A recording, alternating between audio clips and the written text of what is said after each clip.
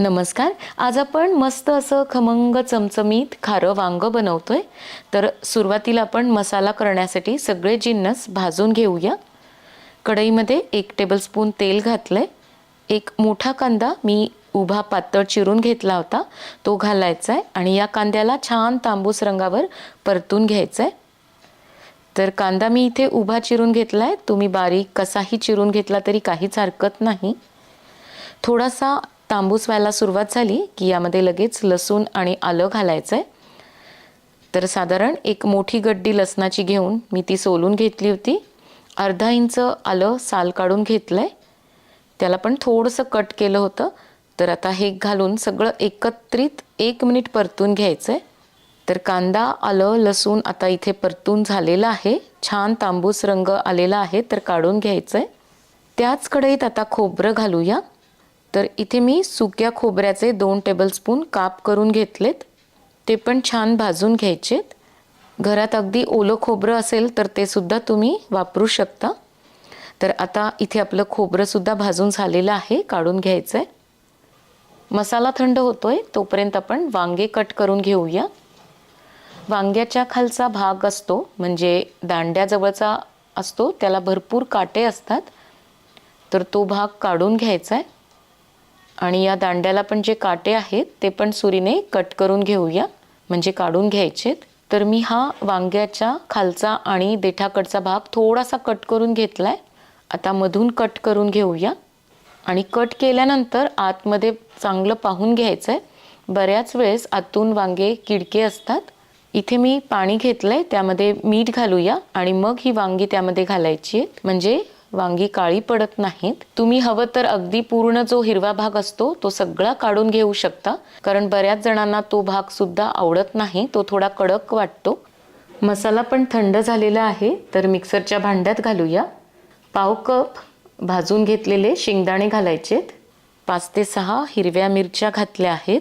मूठभर कोथिंबीर धुवून घेतली होती, ती घालायची आहे. आणि आता गरजेपुरतं पाणी घालून मिक्सरमधून वाटून घेऊया. तर अशा पद्धतीने मी आता वाटून घेतलंय. फार अगदी बारीक केलेलं नाही, किंचितसं जाडसर ठेवलंय, म्हणजे भाजीचा रस्सा एकदम चवीला छान लागतो.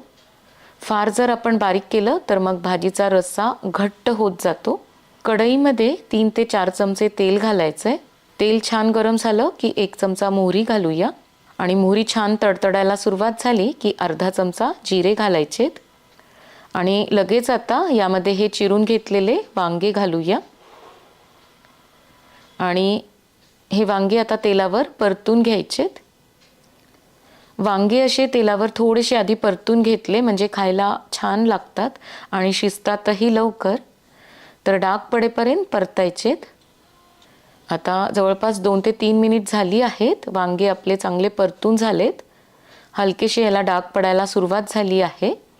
यामध्ये आपण वाटून घेतलेला आता मसाला घालूया आणि मसाला वाटताना नेहमी बेताचंच पाणी घालायचं, म्हणजे हा मसाला परतताना अंगावर उडत नाही. सगळं बुडापासून छान मिक्स करून घ्यायचं आहे आणि 2 ते 3 मिनिट याला परतून घेऊया. थोडंसं आता हे वाटण परतून झालेलं आहे, तर सुके मसाले घालायचेत. पाव चमचा हळद, अर्धा चमचा लाल तिखट, तर आपण आधी हिरवी मिरची पण घातलेली आहे, छोटा चमचा मीठ आणि अर्धा चमचा गरम मसाला. गरम मसाला नसेलच तर तुम्ही कुठलाही घरगुती मसाला वापरू शकता. 1 चमचा धणे जिरे पूड घातली आहे आणि हे सगळं आता 2 ते 3 मिनिट परत छान परतून घ्यायचं आहे. बुडापासून व्यवस्थित मिक्स करून घेऊया.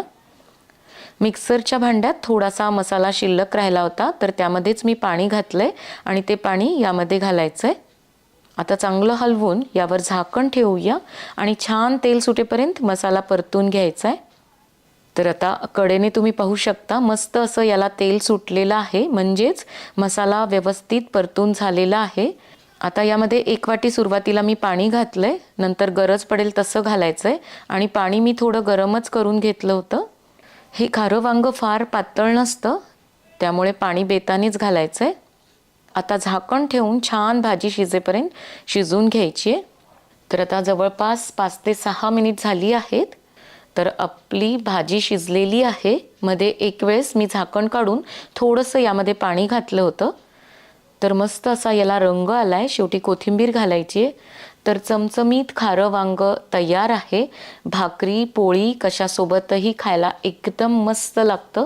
तर अशा पद्धतीने एकदा अवश्य करून पहा. आणि आजचं हे खारं वांग आवडलं असेल तर लाईक, शेअर आणि कमेंट करायला अजिबात विसरू नका. पुन्हा भेटूयात एका नवीन रेसिपीसोबत पुढच्या व्हिडिओमध्ये. तोपर्यंत मस्त खा आणि मस्त रहा.